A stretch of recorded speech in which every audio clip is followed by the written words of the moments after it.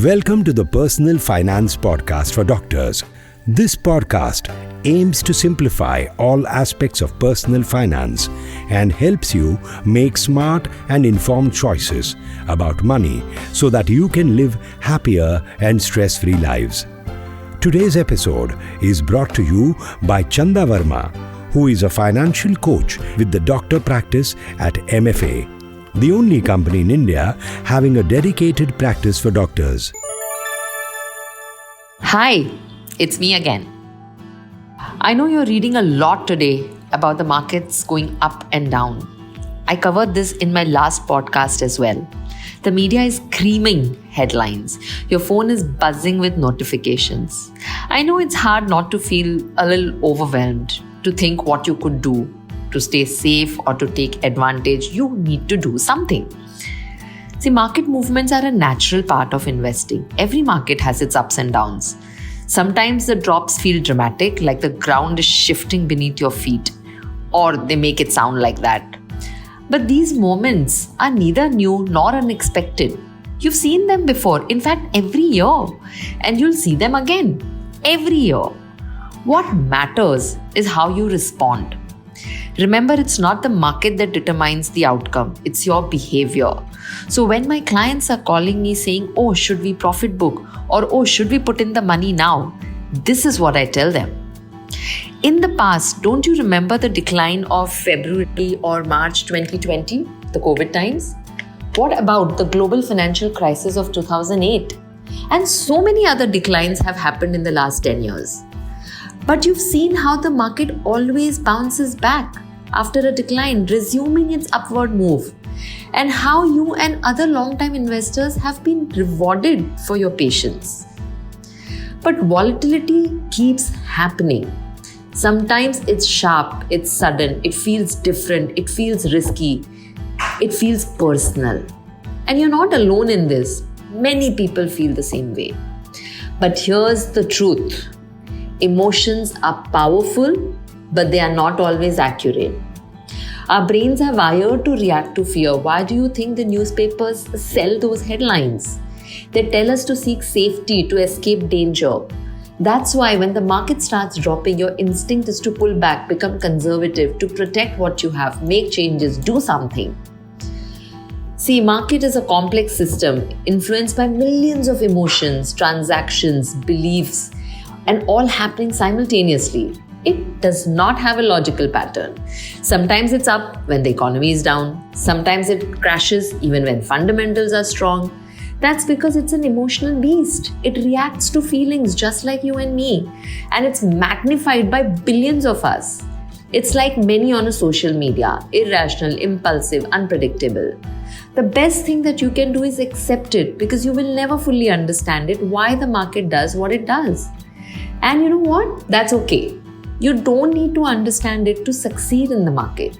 You just need a plan. Think back to what you know about parachute training.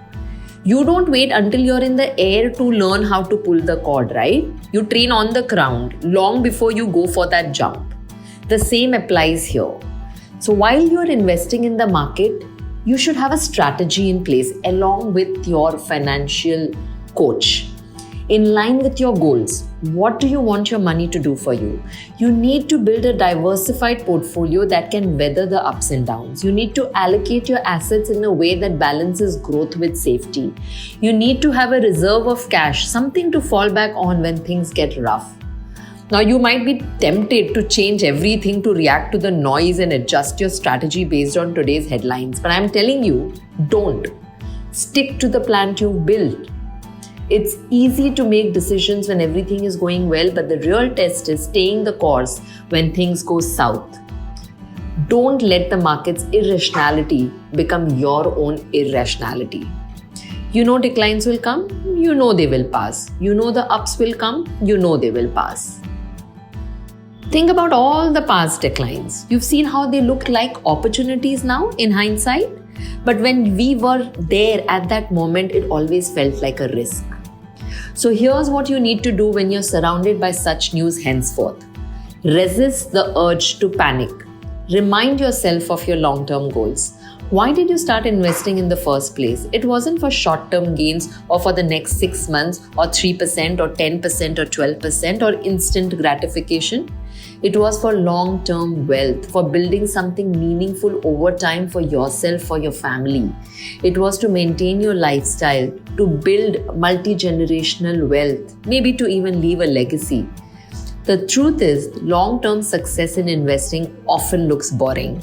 It's not about chasing the latest trend or picking the next big stock. It's about making steady, rational decisions over years, even decades. It's easy to let the media dictate your actions. They thrive on fear because it grabs attention, but you don't need to be part of that cycle. If you have a real financial professional in your life like our clients do, then you should just need patience and discipline to stay the course. Remember, this market isn't your enemy. It's your ally if you understand the nature. It will rise, it will fall. Your job isn't to predict it when it will do either of these.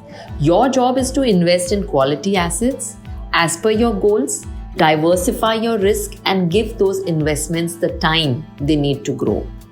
In the end, I would say this. It's not about timing the market, but it's about time spent in the market. The longer you stay invested, the more likely you are to turn these short-term declines into long-term gains.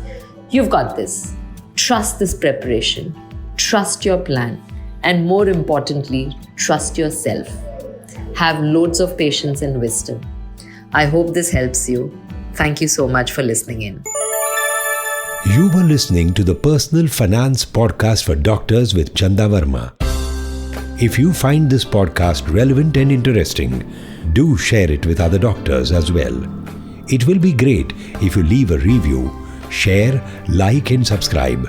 You could also let us know if there is any specific topic that you would like us to cover. For any queries or help, you can get in touch with MFA's Doctor Practice Team at 892-800-6140.